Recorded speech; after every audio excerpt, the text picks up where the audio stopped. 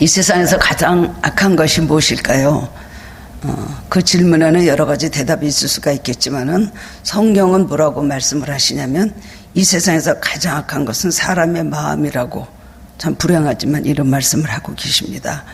사람의 마음같이 악하고 죄짓기 쉬운 것이 없다고 합니다. 마귀가 가장 좋아하는 것이 사람의 마음속에 들어있는 것이래요. 이건 하나님이 어떻게 하실 수 없는 마음이잖아요. 마음은 자기가 문 열고 닫고 하면 제 마음대로 열었다 닫았다 하면서 얼마든지 자기 마음대로 세상을 향해 나갈 수도 있고 또 악한 일을 생각할 수도 있고, 그렇기 때문에 이 마음이란 건 참 무서운 것입니다. 그래서 예레미야 17장 9절에 보면 만물보다 거짓되고 심히 부패한 것이 사람의 마음이라 누가 능히 이를 알려라고 했습니다. 그리고 예수님께서는 마태복음 15장 18절에서 19절에 이렇게 말씀을 하셨습니다.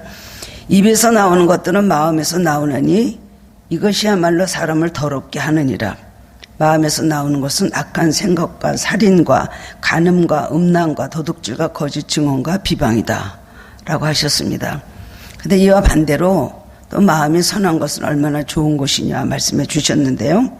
마태복음 5장 8절에 보면 산상수훈에서 마음이 청결한 자는 복이 있나니 그들이 하나님을 볼 것이며 라고 말씀했습니다. 그리고 잠언 4장 23절에서는 모든 지킬 만한 것 중에 더욱 내 마음을 지키라. 생명의 근원이 이에서 남이니라. 이렇게 말씀을 했습니다. 모든 선함과 악함이 모두 우리의 마음에서 나온다는 것이죠. 그만큼 사람의 마음은 매우 중요하다는 것을 가르쳐주고 있는 것입니다. 그럼 우리는 이 땅에서 살아가면서 무엇을 지켜야 될까요? 예수 그리스도의 마음을 가지고 마음을 지키기 위해서 우리는 노력하고 애써야 되는 것입니다. 하나님의 성령이 활동하시지 않는 세계에서는 우리의 마음은 죄 속에 어둠 속에 포로로 잡혀 있을 수밖에 없기 때문에 항상 이것을 우리가 구하고 주님 내 마음 계시기를 원합니다. 기도해야 될 것입니다. 어떤 사람이 꿈속에서 천국을 갔다고 합니다. 그랬더니 천사가 이렇게 만나더니 어떤 방으로 데리고 갔대요. 근데 큰 책을 하나 보내주면서 이 책은 당신이 세상에서 살면서 행한 모든 것들이 여기 다 적혀져 있습니다. 그렇게 말했다고 합니다. 그래서 이 사람은 좀 약간 떨리는 마음으로 조심스럽게 첫 페이지를 들어봤어요. 그것에 어떤 글자들이 이렇게 적혀 있는데 무슨 글자인지 잘 모르는 거예요. 그래서 천사에 이건 뭡니까? 라고 물어보니까 그것은 당신이 세상에서 살 동안의 행동으로 지은 것을 거기에 낱낱이 기록한 것입니다. 그렇게 말했다고 합니다. 그래서 이 사람은 내가 세상에서 살면서 참 많은 죄를 졌구나, 부끄러움을 느꼈다고 합니다. 그 다음에 두 번째 장을 또 다시 한번 펼쳐보니까 거기에는 아까보다 더 까만 것으로 더 많은 글씨가 빼곡히 적혀져 있더래요.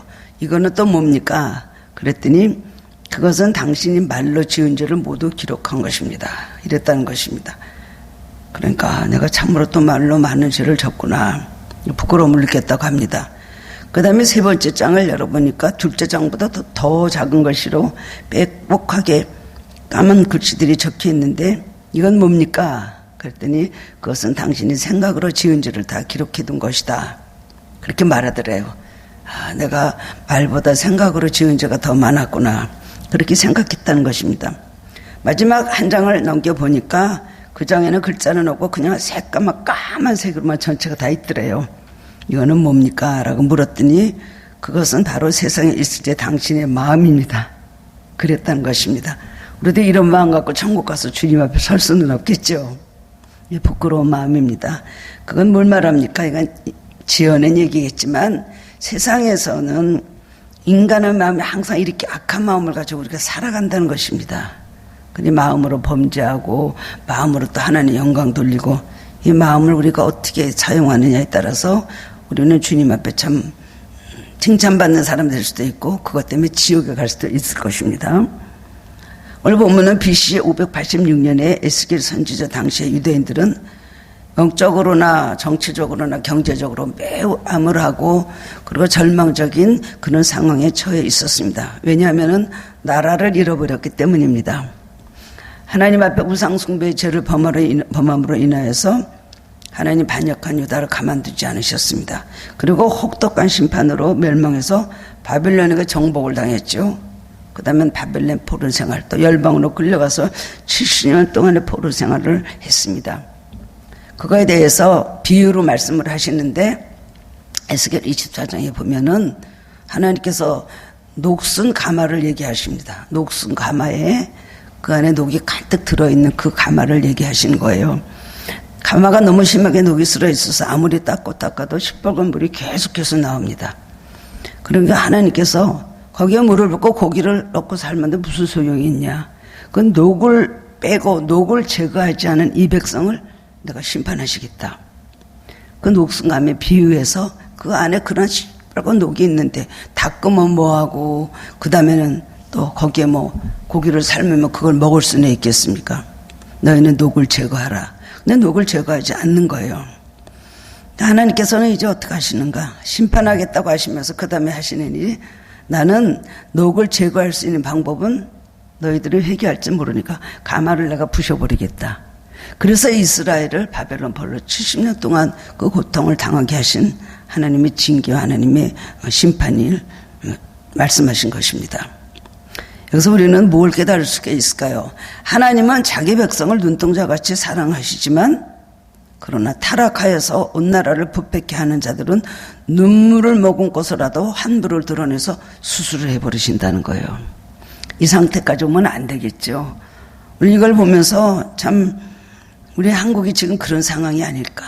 다 깨닫고 또 전 세계적으로 예수님의 재림이 가까우니 때 너희들 회개하라 그래서 심장이 정말 오그라들고 다리가 떨리고 몸을 설설 정도로 이 고통 등을 당하고 있잖아요. 우리는 그래도 약간 또 지나간 것 같이 약간 주춤해서 지금 안심하고 있긴 하지만 이 고통이 이 환란이 어느 때까지 지속될지는 아무도 알지 못하는 것입니다. 그런데 하나님의 심판으로 예루살렘에 멸망당한 다음에 하나님께서는 다시 에스겔을 말씀을 하십니다. 내가 너희 민족을 회복시켜 주실 것이다. 소망의 메시지를 주셨죠. 에스겔, 이사야, 예레미야 등 이 사람들은 모든 선지자들은 하나님의 그 기쁨의 소망을 그렇게 전했습니다. 왜 하나님 심판하실 때는 언제고 하나님도 이방 땅에서 포로된 그들을 왜 또 갑자기 회복시키겠다고 하시나요? 그걸 제가 찾아봤어요. 그랬더니 오늘 그 읽은 36장 전에 쭉 보니까 하나님은 왜 이스라엘을 그렇게 치셨는지 심판하셨는데도 녹슨가마 같다고 말씀하시고 그 다음에 다시 회복을 시켜주신 이유는 하나님의 이름을 위하여 내가 나의 이름을 아끼고 나의 이름을 위해서 내가 이렇게 한다. 하나님의 자비공도 있으시지만 하나님께서 다시 이스라엘 나라를 회복시키신 것은 하나님의 영광을 위해서 그렇게 하신다 그랬어요. 이 사람들이 포로로 다 가가지고 이방에서 하나님도 믿지 않는 나라에서 얼마나 수모와 멸시를 당합니까? 그리고 손가락질하기를 너는 하나님의 택하신 백성인데도 불구하고 하나님 너희를 버렸지 않냐? 니네 사는 꼴이 뭐냐? 이런 식으로 막 굉장히 멸시천대하고 그들을 포로로 그들을 부려먹고 했을 때 하나님은 너무나 하나님 영광 가린 거예요. 내 이름을 내가 아낀다. 나는 다시 내 이름을 거룩하게 하기 위해서 열방들 앞에서 내가 다시 너희 나라를 회복시키면서 나의 살아계심을 보여주겠다. 그게 하나님께서 회복시키신 또 이유입니다. 하나님은 하나님의 이름을 위하여서 역사하실 때가 참 많이 있습니다. 그래서 이제 에스겔도 이사야나 예레미야 같이 자기 동족들에게 주신 그 말씀을 과감하게 전하였습니다. 다시 회복시켜 줄 것이니까 너는 소망을 가져라. 실제로 하나님의 그 약속이 이루어져서 바벨론 포로 70년 후에 하나님 그 나라를 회복시키셨죠. 이사야도 보면 그렇고 또 에스겔, 예레미야 다 거기를 하나님께서 회복시키시겠다는 정말 소망의 메시지를 거기 기록을 하고 있습니다. 우리나라도 보면은 그 당시 참 유대 나라가 그렇게 병들고 하나님 앞에 처절하게 절망으로 완전히 위기를 몰간 그 상황이 지금도 왔다고 생각을 합니다. 여러분 불안하지 않으세요? 이렇게 나라의 모든 얘기를 들으면 완전히 풍전등화라는 생각 안 드세요? 이게 또 코로나가 조금 이제는 그래도 정말 엄청나게 많이 정말 확산되고 했는데 그건 조금 면하니까 지금 어떻게 됐어요? 경제 때문에 지금 난리죠. 10년 만에 코스피 주식이 10년 만에 1600 아래로 떨어지고 달러가 벌써 1260원 이제 IMF 때보다도 더 어려운 상황이 올 것이고 대통령 큰소리 뻥뻥 치더니 이번에는 경제 취약의 상황인데 대책을 세우라고 또 계속해서 막 쪼고 그러는데 우리 국민들이 물질적으로 얼마나 어려움을 당하겠습니까? 이건 한국뿐이 아니라 미국은요 트럼프가 맨 처음에 1000불 준다 그래서 국민들한테 120만 원이죠. 그러더니 어제는요 240만 원 2000불을 준대요. 어디도 얼마 일본도 50몇만 원 보니까 돈을 준다는 건데 이런 경우도 있나? 수지 맞는 겁니까? 아니면 좀 나쁜 겁니까? 이런 상상하지도 못할 일들이 지구촌 곳곳에서 일어나는 걸 볼 때에 정말 이걸 사람이 회복시킬 수 없는 그런 심각한 문제다라는 것은 우리는 벌써 다 지금 절감을 하고 있습니다. 우리나라가 왜 이렇게 되었는지 너무나 답답하지 않습니까? 우리가 전쟁의 위기에서 좀 힘들긴 했지만 그동안 참 그래도 계속 경제적인 부강 이루었고 그래서 전 세계적으로 한국을 담자 한국을 본받자 그런 운동이 얼마나 많이 일어났습니까? 그렇잖아요. 우리도 잘 될 수 있다고 믿고 열심히 노력하면 왔는데 갑자기 지금 2년 내로 이렇게 되고 코로나라는 이런 상상치 못할 그런 어려움이 닥치고 나니까 이제 물질적으로 어떤 고통을 당할지 참 저희들 여러 가지로 정말 기도 많이 해야 되고 또 경제적인 것도 그렇지만 이 정신적인 것 사상적인 것 이거 중요한 거 아닙니까? 어디까지는 하나님 기뻐하시는 나라 하나님 말씀에 순종하는 나라 하나님 생각과 일치되는 나라로 우리가 살아갈 때 하나님이 나라를 축복하시지 않겠습니까? 곳곳에 화가 나셔갖고 진노하시고 눈을 가리고 싶으시고 듣지 않고 싶으시고 이런 상황이 온다면 우리나라는 완전히 겨와 같이 완전히 쓸어버려서 그야말로 아궁을 속에 들어갈 그런 존재밖에 되지 않는다는 것입니다. 그러나 우리는 그리스도인들은 우리가 기도함으로 하나님께서 이 나라를 반드시 회복시켜 주실 것을 믿고 소망을 가져야 됩니다. 우리는 그 소망을 버리면 안 되죠. 그래서 우리 전도도 하면서 사람들에게 힘을 다시 한번 용기를 가지라고 북돋아주고 격려해야 지금 이 나라가 살아갈 수가 있는 것입니다. 회복이라는 것은요 말의 뜻은 뭐냐면 하나님께서 본래 목적을 달성하시고 잘못된 것으로부터 근본적으로 돌이켜 주시는 것을 회복이라고 합니다. 회복이라는 말은 참 좋은 것입니다. 우리가 잘못된 것으로부터 근본적으로 돌이키기 위한 하나님의 처방은 무엇일까요? 하나님의 처방을 여기 말씀을 해주고 있는 거예요. 하나님께서 절망적인 상태에 있는 나라, 절망적인 상태에 있는 우리 각 개인이나 우리 또 가정이나 모든 우리 하나님께서 생각하시고 우리를 사랑하시는 사람들에게 하나님께서 어떤 처방을 내려주시고 누구에게나 동일하게 어떤 방법으로 하나님께서 우리를 치유하시고 회복을 시켜주십니까? 그래서 오늘 본문에 보면 에스겔 선지자를 통해서 새 영을 너희 속에 두고 새 마음을 주겠다. 새 영을 너희 속에 부어줘서 너희로 내 율례를 지키게 하겠다. 이것이 회복되는 완전히 이것이 하나님의 방법이라는 것을 우리에게 말씀해 주고 있으니까 우리는 이 마음대로 순종하면 큰 걱정은 없지 않겠습니까? 새 영을 받고 새 마음을 가지면 되겠구나. 우리는 그것을 기억해야 되는 것입니다. 그러려면은 어떻게 됩니까? 성령이 지배하는 사람이 되어야 됩니다. 여기서 새 영, 내 영은 뭘 말합니까? 성령을 말하는 것이죠. 성령을 받으면 우리는 새로워질 수가 있고 회복이 될 수가 있다는 것입니다. 악령이 지배하고 세상의 영에 끌려다니던 사람이 성령이 지배하고 인도하는 삶으로 변화되면 회복이 되고 축복을 받게 되는 것입니다. 누구에게나 동일하게 하시는 것. 의사한테 가면 의사가 이렇게 처방을 내려주잖아요.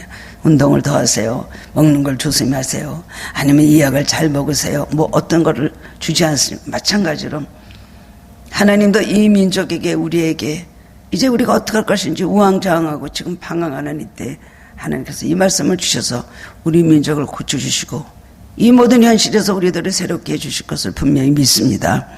오늘 본문의 말씀을 통해서 깨달음을 얻고 함께 은혜를 나누기를 원합니다. 성령이 지배하는 삶이 되면 어떻게 됩니까? 첫 번째로는 육성이 영성으로 바뀝니다. 육적으로 살던 사람이 영적인 사람으로 바뀌게 된다는 것입니다. 오늘 36장 26절에 보면 또 내 영을 너희 속에 두고 내 마음을 너에게 주되 너희 육신에서 굳은 마음을 제거하고 부드러운 마음을 줄 것이며. 저는 이 에스겔 36장 말씀을 참 좋아하거든요. 예전부터 많이 내가 하고 이렇게 구체적으로 이 얼마나 좋은 말씀인가. 나도 그런 은혜를 받고 싶다. 항상 그 생각을 하는 말씀이 오늘 36장 26절 말씀입니다. 우리 안에서 하나님께서 영을 우리 안에 부어주시고 그 다음에 굳은 마음을 제거하고 부드러운 마음을 줄 것이며, 이것은 진정한 변화를 말하는 것입니다. 하나님께서 이스라엘 백성을 회복시키겠다는 말씀은 뭐 육신적, 현실적, 경제적인 회복을 말씀하는 것도 있지만 영적인 의미를 더 먼저 포함을 하고 있는 것입니다. 영적으로 고쳐주겠다. 너희들의 근본적인 문제가 무엇이냐? 하나님 원하시는 대로 먼저 또 회복을 시켜주신다는 거예요. 신약시대 와서 예수님이 이 약속을 성취해 주셨습니다. 예수님은 자기의 목숨을 버리시고 새 언약으로 오순절날 마가다락방에서 120명의 제자들이 약속하신 성령을 부어주셨습니다. 그들은 회복이 되고 인격이 변화를 받고 삶이 달라지고, 그리고 담대히 나가서 자기의 삶의 사명을 깨닫고 예수 그리스도를 주라 전하는 복음의 전도자들이 되었던 것입니다. 새로운 영, 성령이 우리를 지배하게 되면 우리의 닫혔던 마음이 열리고 안악하던 마음이 선량하고 부드러운 마음으로 변화되는 것입니다. 우리가 예수를 믿고 성령을 받았다면 이런 삶의 변화가 있어야 됩니다. 내가 나를 봐도 내가 확실히 달라졌다. 남이 나를 보면 더욱더 달라졌다. 라는 그런 소리를 들으면서 하나님께 영광을 돌리게 되는 것입니다. 성령의 열매인 사랑, 그리고 희락, 화평, 인내, 자비, 양선, 충성, 온유, 절제 마음이 될 수 있고, 성령의 지배를 온전히 받으면 성령으로서 우리 삶에 그런 열매가 주렁주렁 맺히게 되는 것, 이것이 바로 우리의 표적이고 우리의 증거가 되는 것입니다. 성령의 9가지는 뭘 말하죠? 예수님의 성품을 말하는 것입니다. 예수님은 그 아름다운 9가지 성품을 가지셨다는 것을 말씀하고 있죠. 로마서 8장 9절에 보면 너희 속에 하나님의 영이 거하시면 너희가 육신에 있지 않냐고, 영에 있나니 누구든지 그리스도의 영이 없으면 그저 사람이 아니라. 우리는 그리스도의 영이 우리에게 있으니까 얼마나 감사합니까? 예수를 믿음과 동시에 우리는 성령의 인을 임하여 쳐주시고 우리에게 성령이 그때부터 내주하시기 시작합니다. 하나님의 자녀가 되는 권세를 주시고 그때부터 성령이 우리 안에 거하시기 시작을 합니다. 그렇기 때문에 예수님의 영이 항상 우리를 붙잡아야 되는 것입니다. 예수님의 영에 우리는 속해서 살아야 되는 것입니다. 또한 예수님은 요한복음 15장 5절에서 말씀하시기를 나는 포도나무여 너희는 가지라. 그가 내 안에 내가 그 안에 거하면 사람이 열매를 많이 맺나니 나를 떠나서 너희가 아무것도 할 수 없다. 우리는 알고 있죠. 잘 믿으려고 해도 안 되고 말씀대로 살려고 해도 안 되고 늘 주님의 마음을 품으려 해도 그게 잘 되지가 않습니다.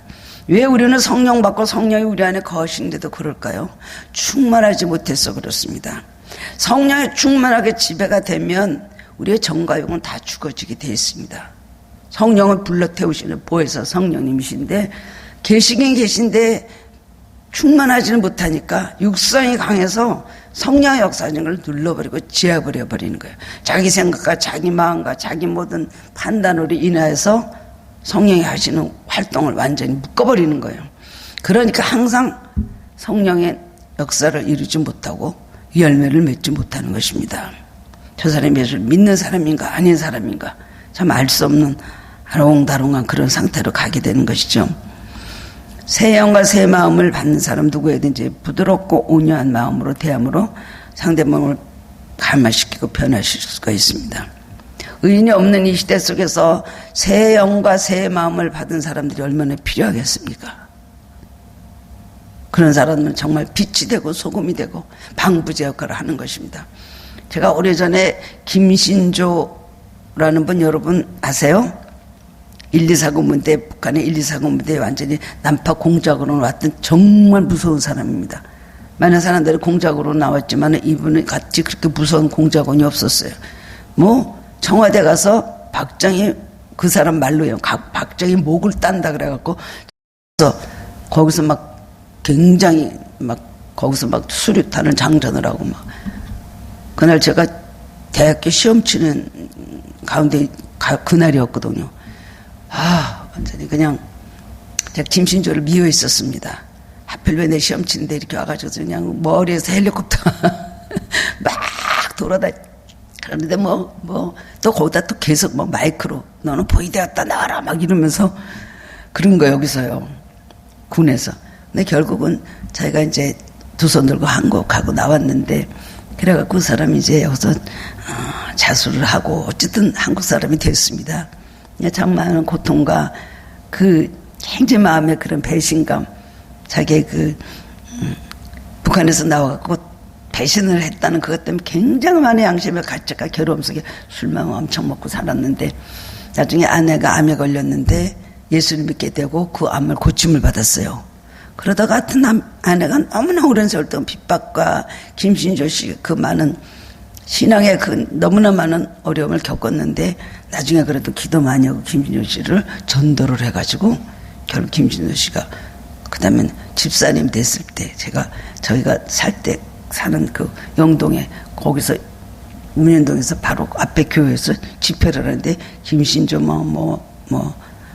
공비 이러면서 거기서 나오길래 나중에 가서 봤는데 그 사람이 앞에서 그 강단에 와서 섰는데 제가요 뭐야 왜 김신조 씨는 안 나오고 딴 사람이 나와서 계속 떠들어 제가 그랬어요. 전혀 아닌 거예요. 얼굴이 허연 사람이 눈꼬리는 내려온 사람이 둥그런 사람이 인상이 너무나 좋은 아저씨가 서 있는 거예요. 그래서 왜 오늘 김신조가 온다더니 저 사람이 왔지? 근데 그 사람이 딱 서더니 저는 북한에서 내려온 1,2사군 부대 모하는 김신조입니다. 김신도 집사입니다. 그 사람이 김신조예요. 목사님 되셨어요 나중에는. 얼굴이 너무나 부드럽고 하얘지고 둥그레지고 눈꼬리가 이렇게 올라갔거든요. 강대가 나오던 사람이 눈꼬리가 탁 내려오고 성령을 받으면 저렇게 변하는구나. 길에서 봐도 모르겠네. 바로 성령은 그런 육성이 강한 사람을 영성이 강한 사람으로 바꿔주십니다. 우리도 그대로에 껴야 되겠죠. 또 그대로에 낀 사람들이죠. 난폭하고 자기밖에 모르고 혈기 많고 다투기 좋아하고 무시무시한 사람도 성령이 관여 역사하시면 굉장히 부드러운 사람으로 온유한 사람으로 바뀌게 된다는 것입니다. 찬송가 작사자로 유명한 존 뉴턴 목사님이라는 분을 아시죠? 그분은 1725년에 태어나서 1807년에 세상을 떠나셨더라고요. 제가 찾아봤어요. 80몇 살까지 사셨는데 영국에서 태어났습니다. 어머니가 7살에 돌아갔는데 어머니가 너무나 예수를 잘 믿다 가셨어요. 참 너무 일찍이 어머니가 천국 가셨어요. 아버지는 완전히 선장인데 이 아들이 뭐 했겠습니까? 그 어린 아들 데리고 다녀서 맨날 배에서 그냥 자랐어요. 그러다 보니까 그 뱃사람들한테서 그냥 거칠고 난폭하고 잔인하고 그것만 배우고 술하고 노름하고 폭력밖에 배운 게 없는 거예요. 그 다음에 자기가 아프리카에서 노예들을 잡아다가 미국이나 유럽 시장에 갖다 파는 그런 일을 하는데 너무나 난폭해진 거, 이 사람이 선장이 되면서부터 더 교만해지고. 그래서 술을 먹고 나면은 좀 비실비실하는 노예가 있거나 마음에 안 드는 선원이 있으면 그 자리에서 그냥 탁 상어밥이 되라고 던졌다는 거예요. 상어가 이렇게 입을 벌리고 탁 잡으면 그렇게 즐거워했다는 겁니다. 얼마나 잔인하고 포악한 사람입니까? 그런데 어느 날 항해를 하고 가는데 갑자기 폭풍우가 불어지기 시작하고 그 다음에는 파도가 치는데 죽음의 위기에 처해 됐어요. 그때 갑자기 그 사람은 자기의 모든 지은 죄를 생각하게 되었습니다. 그리고 처음으로 잊고 있었던 어머니와 하나님에 대한 생각을 하게 된 거예요. 이 존 뉴턴은 7살에 어머니가 가셨는데 7살 될 때까지 너무나 엄마 말을 잘 들었대요. 친구들 안 만나고 엄마가 예배드리자면 예배드리고 성경 보자면 성경 보고 찬송 부르고 기도. 돌아가실 때까지 그렇게 하다가 어머니 딱 세상 떠나니까 그때부터 그 아버지 따라다니면서 그렇게 된 거예요. 그래서 존 뉴턴은 무릎 꿇고 거기서 기도합니다. 하나님, 내 죄로 인해서 내가 지금 이런 공격에 처한 거랍니다. 용서하시고 내가 나를 살려주시면 내가 정말 나가서 하나님 뜻대로 살고 정말 참 주님 기쁘시게 하는 삶했다고 거기서 막 무릎 꿇고 기도하는데 갑자기 조용해졌어요, 바다가. 그래갖고 이 사람은 그때 미국 가서 항구에 가서 내렸는데 내리자마자 노예선에서 완전히 나왔대요. 그렇게 하고는 그 다음에는 하나님과 약속대로 새로운 삶을 살기 시작을. 얼마 지나니까 난 주의 종이 돼야 되겠다. 그래갖고 신학을 가서 무식했던 사람이 성경 배우고 공부하고 그러면서 점점 말씀을 새로워지고 깨닫다가 이 사람이 정말 거듭난 사람이 되었습니다. 그래서 노예 폐지 운동하는 데 앞장섰고요. 정말 신실하게 참 하나님을 위해서 헌신을 많이 했더라고요. 고난도 많이 겪었고요. 근데 그 사람 나중에 쓰신 찬송가들이 여러 개가 있는데요. 우리가 지금 부르는 찬송가 나 같은 죄인 살리신 어메이징 그레이스 얼마나 유명합니까? 그거는 예수 믿는 사람이나 안 믿는 사람이나 전 세계에서 불러요. 우리는 그 가사를 알기 때문에 굉장히 은혜가 됩니다. 하나님 나 같은 죄인을 살리시고 너무나 하나님 은혜 감사하고 놀랍다. 굉장한 은혜다. 그리고 나는 앞으로 천국 가서 또 살게 될 것이다. 그걸 고백을 하고 있잖아요. 그리고 시온성과 같은 교회 245장 그것도 그분이 적고 많은 찬송가 가사를 작사를 했다는 것입니다. 정말 유명한 곡을 많이 졌어요. 그분이 마지막 세상 떠날 때 임종할 때 사람들이 가서 하시고 싶은 말씀 목사님 없으세요? 뭔가 신앙에 대한 고백을 해 주시기 바랍니다. 막 그랬더니 나는 너무너무 만족합니다. 나 같은 죄인이 구원함을 받았다는 이 사실만 생각해도 나는 너무너무 만족하는 삶을 살았습니다. 그걸 고백을 하고 세상을 떠났다는 말이 유명한 말이 있습니다. 성령은 우리를 변화시키시는 영입니다. 성령은 우리를 새롭게 하시고 거듭나게 하시는 영입니다. 굳은 마음을 제거시키시고 우리를 변화시키시고 그 다음에 우리의 새로운 영과 새로운 마음으로 우리의 모든 인격을 바꾸시고 삶을 바꿔주시는 그런 분이십니다. 두 번째로는 성령이 지배하는 삶을 살면 하나님의 말씀을 지키게 됩니다. 순종한다는 것이죠. 27절에 보면 또 내 영을 너희 속에 두어 너희로 내 윤례를 행하게 하리니 너희가 내 규례를 지켜 행할지라 라고 합니다. 하나님 이스라엘 백성이 그렇게 살지 못하는 걸 알아요. 그러다 내가 내 영을 새 영을 부어주고 새 마음을 주어서 너희들의 완악하고 굳은 마음을 다 제하여 버리고 그리고 내가 너희에게 영을 주면 너희들은 나의 말에 순종하는 축복받은 민족이 될 수 있을 것이다 라고 말씀을 하셨다는 것입니다. 성령을 부어주시고 하나님의 말씀에 순종하도록 하는 것, 이것이 가장 축복인 줄 우리도 알아야 되는 것입니다. 성령은 뭐죠? 보혜사, 파라클레토스, 우리를 가까이서 지키시고 도와주시는 분입니다. 우리의 연약함을 아시고 우리를 하나님 백성으로 살도록 우리를 붙잡아 주시는 분이 바로 보혜사예요. 하나님 말씀에 순종하는 것은 사람의 의지와 노력 갖고 될 것 같지만 안 됩니다. 인간의 노력과 의지는요 한계점이 있습니다.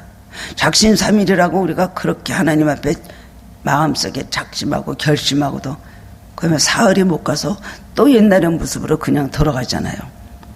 너는 개가 토한 것을 다시 먹는 것 같이 하지 말고 돼지가 누웠다가 깨끗하게 씻었다 다시 눕는 것 같이 생활하지 말라고 하셨잖아요. 사람은요 개가 토한 것을 다시 먹는 것 같이 또 회개하고 또 못 고치고 또 회개하고 못 고치고 이런 일이 얼마나 많이 있는지 모릅니다. 성령이 우리에게 역사하시고 지배하시는 우리가 하나님의 말씀대로 순종하고 살 수가 없습니다. 우리를 만드시고 성령이 우리에게 함께 하시고 우리를 지배하실 때에 새로운 피조물이 되고 하나님 말씀으로 순종할 수 있으니까 우리는 순종의 사람이 됐다는 이 자체가 은혜인 것입니다. 내가 되는 것이 아니에요. 하나님께서 우리를 이렇게 만들어 주시기 때문에 순종의 사람으로 만들어 주시고 축복은 우리에게 주시고 영광을 받으십니다. 우리가 말씀을 지식적으로 알고 아무리 알고 외워도 되는 것이 아닙니다. 성령 역사하시고 성령이 그 안에서 움직이시고 붙잡아 주시고 인도하시고 그를 이끌어 주실 때만 하나님 말씀에 순종할 수 있다는 것입니다. 그러기 때문에 우리는 끊임없이 기도를 하고 자기 자신의 잘못을 보면 하나님 앞에 아뢰고 이것을 고쳐주시기 원합니다. 하나님 앞에 새로워지기 원합니다. 그리고 성령님 나를 인도하시고 도와주시고 늘 내 안에서 역사해 주시기 원합니다. 성령의 감동을 나에게 강하게 주시기 원합니다. 이것을 우리는 구해야 됩니다. 너희가 나를 떠나서는 아무것도 할 수 없다. 성령이 없는 삶이 며칠이나 가겠습니까? 무슨 의를 행할 수가 있겠습니까?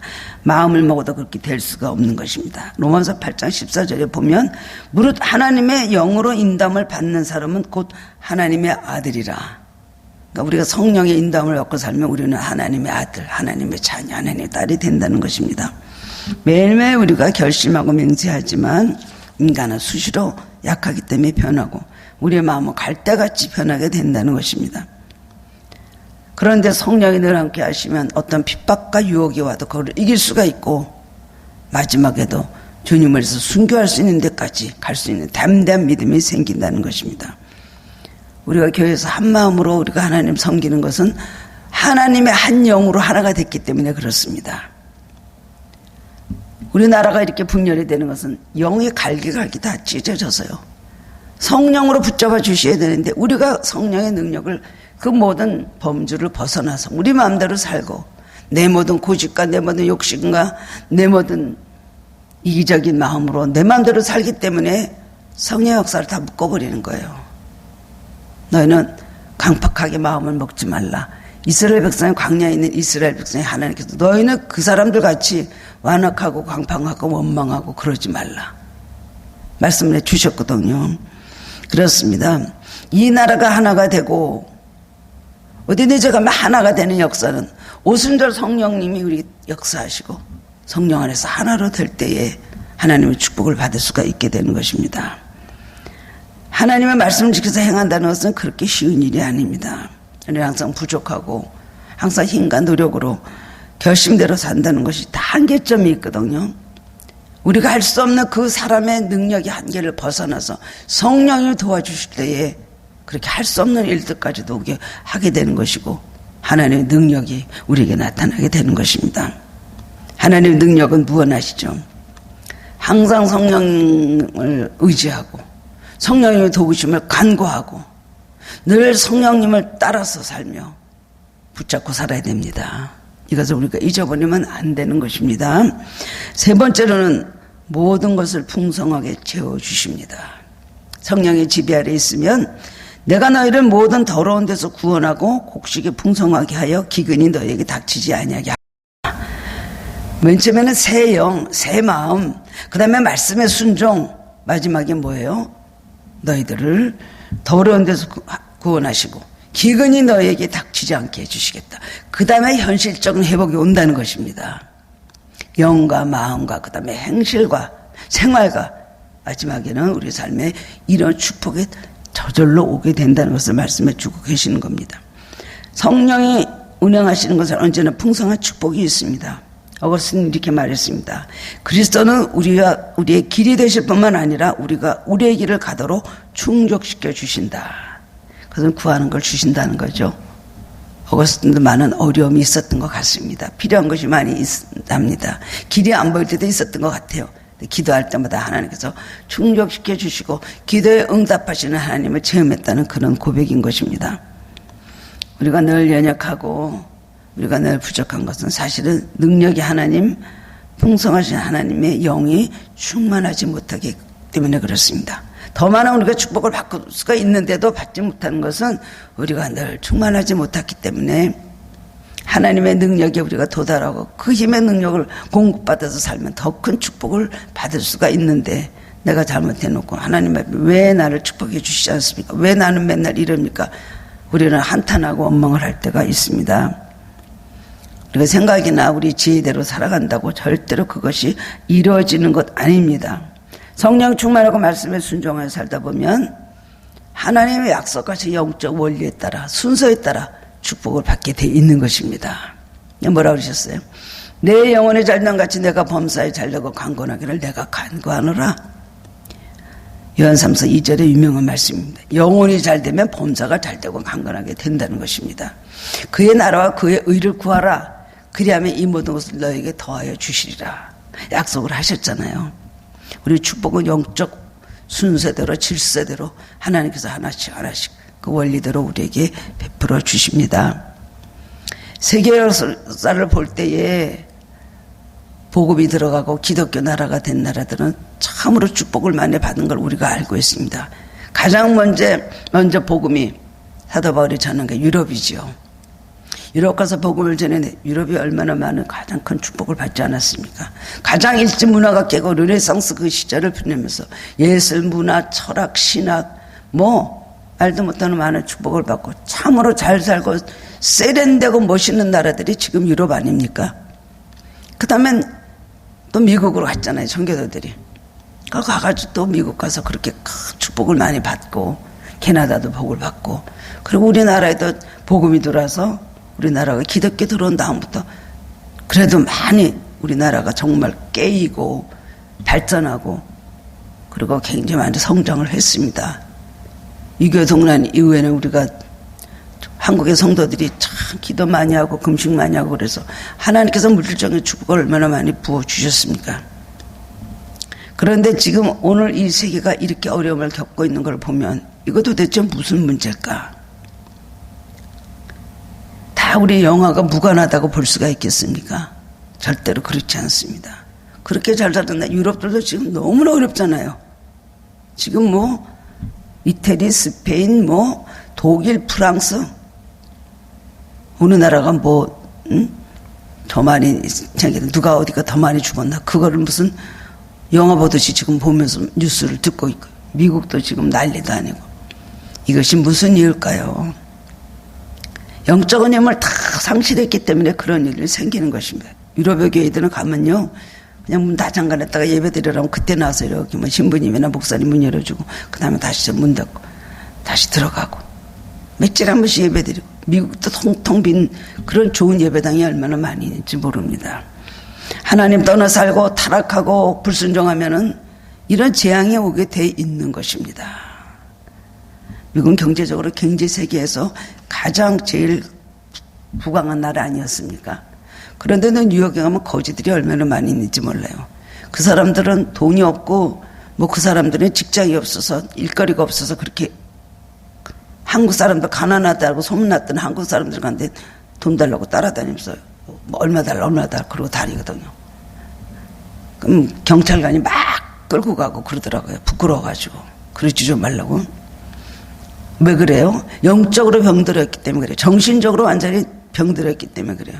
마약, 알코올 중독, 그 다음엔 홈레스, 집에서 나와서 집 없이 사는 히피족 같은 사람들, 이런 것으로 인하여 미국이 저렇게 영적으로 타락하니까 오늘 미국 경제적으로 너무나 많이 어려워졌죠.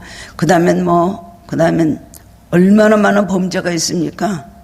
총기로 살인사건 나죠. 그 다음엔 마약, 이혼율이 제일 높은 나라가 미국이라고 합니다. 옛날에 그 잘 살던 곳이 어디로 갔을까요? 그들의 조상님들은 영국을 떠나서 신앙의 자유를 찾아서 미국 와서 그 고생을 하면서 독실하게 신앙생활했던 청교도들이었습니다. 지금 살고 있는 사람의 3대, 4대 할머니, 할아버지들은 정말 신앙 좋은 선조들이었거든요. 근데 후손들이 지금 저렇게 하니까 미국도 보장이 없습니다. 다른 방법이 없습니다. 우리가 하나님을 떠나서는 아무 축복을 우리가 기대할 수가 없는 것입니다.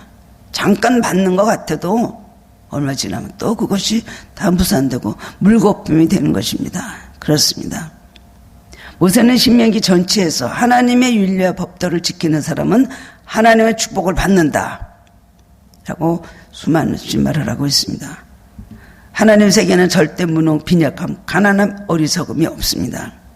지혜 하나님과 함께 우리가 하면 그 하나님의 지혜가 우리 것이 됩니다. 능력이 하나님과 함께하면 그 능력이 또 우리 것이 되는 것입니다. 불가능을 없으신 하나님께서 모든 걸 이루시며 우리를 축복해 주십니다. 물론 과정이 힘들고 심는 기간이 참 여러 가지로 땀을 흘리고 많이 지치고 피곤한다 할지라도 반드시 하나님의 약속은 이루어지는 것입니다. 그렇습니다. 믿음도 은혜도 축복도 삶에 풍성해지게 되는 것입니다. 물론 새 양을 우리에게 부어주시고 성령을 우리에게 부어주시겠고 풍성하시게 하시겠다고 약속을 하셨습니다. 얼마나 힘과 용기가 되는 말입니까? 어떤 왕이요 군장을 달고 멋있는 옷을 입고 맨날 거울 앞에 서서 자기 잘난 얼굴만 쳐다봤다고 합니다. 근데 밑에 신하가 두고 보다가 화가 나거든요. 백성들은 가난하고 굶주린 사람 많은데 혼자 매 거울에서 자기 모습만 보고 나 너무 잘났다 그렇게 하고 있으니까 어느 날 그 신하가 그걸 깨버렸어요. 왕이 없는 사이로. 그 다음에 또 왕이 나와가지고 자기 모습을 보려고 거울인 줄 알아서 딱 보니까 자기 모습은 없어지고 창밖에 보이는 자기 백성들의 모습을 보게 된 거예요. 아, 저렇게 가난한 사람들이 있고 굶주리는 백성들이 있구나. 저렇게 가엾은 사람들이 있구나. 그걸 깨닫고요. 그 다음에 자기가 어떤 사람인 걸 이 사람은 완전히 자기가 깊이 뉘우치고 그 다음에는 다시 바깥 세상이 잘 보이도록 그냥 다유리창을 달아놓고 그 다음에는 사람들에게 가서는 어려운 사람들을 보면 가서 도와주는 그 왕의 직무를 다하는 그런 왕이 되었다는 말이 있습니다. 그렇죠. 우리도 거울을 앞에 놓고 내 잘난 모습만, 나의 화려한 모습만, 나의 부족함이 없는 모습만 자꾸만 그것을 바라보고 기대하지는 않습니까?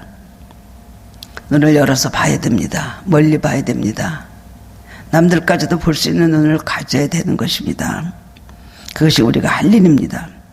이성과 교만과 자기중심의 거울을 깨뜨려버리고 성령으로 채우고 마음을 새롭게 우리는 바꿔야 될 것입니다. 오늘 말씀 전하면서 생각해 봤습니다. 우리는 무슨 찬양을 불러야 될까요? 부흥의 불길 타오르게 하소서, 진리의 말씀 이 땅 새롭게 하소서, 은혜의 강물 흐르게 하소서, 성령의 바람 불어오게 하소서.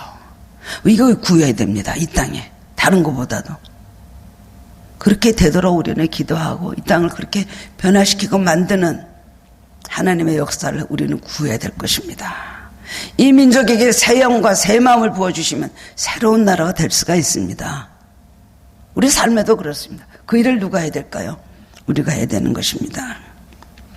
우리 지금 안고 있는 이 민족의 문제는 하나님만 해결하실 수 있습니다. 우리가 하나님 붙잡고 하나님의 새 영과 하나님 그 마음을 우리가 변화받고 고치면 이 민족은 다시 축복의 길로 갈 수가 있을 것입니다. 우리가 갈림길에 있는 이때에 참 불행한 얘기들 많이 듣고 참 답답하고 안타깝고 너무나 근심이 될 때가 많이 있습니다. 아무쪼록 성령을 구하셔서 우리에게 새 영을 부어주시고 새 마음을 주셔서 굳은 마음 제어해 주시고 우리를 또 그것들 모두 제거하고 새로워져서 우리가 주님으로서 일어나는 우리들이 돼야 되는 줄 압니다. 오늘 열심히들 기도하시고요. 그리고 또 분명히 말씀드리지만은 이런 시간들이 예배도 다 이렇게 중단이 되고 그래서 우리는 침체되고 이럴 수 있지만 사실은 안 그렇습니다. 우리가 연약할 때 성령은 더욱더 강하게 역사하시거든요. 우리를 붙잡아 주십니다. 우리는 사명자들이기 때문에 우리가 성령을 구할 때 우리에게 혼자 있는 시간에 종이 있는 시간 더 강하게 역사하시고 우리를 들어서 임적으로서 뭔가를 사용하는 하나님 무기가 되게 해줄 걸 믿습니다. 이 민족으로서 여러분 중보기도 하시고요. 하나님 이 민족에 새 영과 새 마음을 부어주시고 굳은 마음 제어해 버리고 그리고 부드러운 마음으로 바꿔주셔서 이 땅에 하나님의 영광이 드러내게 해주시옵소서. 간절히 기도하는 성도님들 되시기를 주님의 이름으로 축원합니다. 하나님 오늘 하나님 말씀으로 저희들이 읽으면서 소망을 가집니다. 유대 민족이 하나님 앞에 범죄함으로 하나님의 진노를 사고 심판을 받아 그렇게 불행한 하나님 그런 운명으로 바뀌어버렸습니다. 70년이란 긴 세월 동안에 그들은 포로 생활을 하고 쓰라린 눈물의 시간을 보냈습니다. 광야에서도 40년 동안 광야 생활을 하다가 하나님도 진노를 받아서 죽은 사람들이 많이 있는데 주님 우리나라를 기억하여 주시고 일민족이 이스라엘에 하나님 그 발자취같이 부끄럽고 실패하는 그런 민족 되지 않도록 붙잡아 주시기를 원합니다. 오늘 주신 말씀대로 새 영과 새 마음을 주셔야만 됩니다. 하나님의 역사에 주셔야만 됩니다. 이 민족이 잘못한 것을 용서해 주시옵시고 주여 모두 다 회개하고 저 뼈 떨어지게 하여 주시고 특별히 한국 교회들이 한국 그리스도인들이 주님 앞에 사명을 바로잡고 잘못된 웃들을 받고 있고 바로 서는 역사가 이 땅에 있게 하여 주옵소서. 성령이 바람 불어와서 모두 다 눈물로 회개하는 역사가 일어나게 해주시고 안 믿는 사람들, 우상 숭배하는 사람들, 하나님 없다 하는 사람들에게 하나님 살아계심을 보여주는 하나님 그런 우리 우리 성도님들과 그리고 하나님 우리 한국의 모든 그리스도인들이 될 수 있도록 도와주시기 원합니다. 주여 저를 긍휼히 여겨 주옵소서. 불쌍히 여겨 주시옵소서. 이 민족의 모든 방풍을 거둬주시고 살 길을 열어주시기를 원합니다. 회개밖에 살 길이 없는 줄 아오니 모두 다 회개하게 하여 주옵소서. 하나님께서 세우시고 일으키신 이 나라가 수치를 당한 일 없게 하여 주시고 더 큰 낭패를 당한 일 없게 하여 주시고 주여 회복시켜 주시옵소서. 저희들을 긍휼히 여겨 주시고 교회가 이제 모이지 못하나 속히 하나님 역사하셔서 다시 한번 하나님 정말 찬양의 물결이 기도의 물결이 말씀이 하나님 은혜가 충만히 내려오는 한국교회들 되도록 도와주시고 부활절에 꼭 예배드릴 수 있는 기적을 보여주시옵소서. 저희들이 사모하오니 이루어 주시옵소서. 예수님 이름으로 기도드리옵나이다. 아멘. 예. 이제 사순절 기간이 2월 26일부터 시작이 되었습니다. 4월 12일이 부활절인데요. 부활절이 어떻게 될지 모르겠습니다. 그냥 굉장히 지금 더 심각해져 있는데 경기도에서 오늘도 여러분들 문자 보셨죠? 용인 무슨 동 굉장히 여기 지금 뭐 구갈, 신갈, 뭐 성복동, 상현 이런 데서 많이 확진자들이 나타나고 있고요. 또 분당도 또 만만하지도 않게 나오는데 열심히 깨어서 기도하시기 바랍니다. 정말 부활주일에 우리 한국교회들이 또 우리 한국교회가 다 부흥되면 너무나 부활되면 좋겠습니다. 하나님께서 죽었던 이 나라 다시 한번 지켜주시고 영적 다시 한번 부흥과 개혁이 일어나는 계기가 될 수 있도록 기도 많이 하시고 절대로 침체되지 마시기 바랍니다. 집에서 열심히 기도하시고 가정 식구끼리 예배드리시고 특별히 사순절 기간이고 4, 5일부터는 고난주가 아닙니다. 종려주일이면서 여러분 상상하시고요. 오늘은 또 고난주간에 생각하시고 공감복음 사복음서 읽으시면서 주님의 행적을 생각하시면서 여러분 은혜를 받으시는 시간이 되시길 바랍니다. 각자 여러 가지 많은 기적과 하나님의 역사와 성령의 은사가 더욱더 강하게 내리기를 원합니다. 저번에도 말씀드리지만 리더들 전화 좀 자주 하시고요. 어려움 없나 한 영혼에도 실족하지 않도록요. 그래서 여러분 잘 안부 물으시고요. 그리고 신앙이 또 어려움이 없나 이런 거 다 보시고 잘 여러분이 작은 예수님의 이 사명을 감당하시기를 바랍니다. 언제부터 예배될지 모르겠지만 많이 기도하십시오. 뭐 개인적으로 뭐 한두 명씩 오셔서 예배드리고 하는 것은 얼마든지 가능하니까요. 여러분 신앙 여러분이 잘 지키시길 바랍니다. 주 예수 그리스도의 은혜와 하나님 아버지의 무한하신 사랑과 성령님의 가망 없던 교통하심이 비록 큰 태풍이 지나가며 어려움 속에 있지만 주님 바라보며 회복을 구하는 소망을 가지는 귀한 하늘교회 성도님들 머리 위에 가정 자녀 위에 지금부터 영원토록 함께 있을지어다. 아멘. 아멘.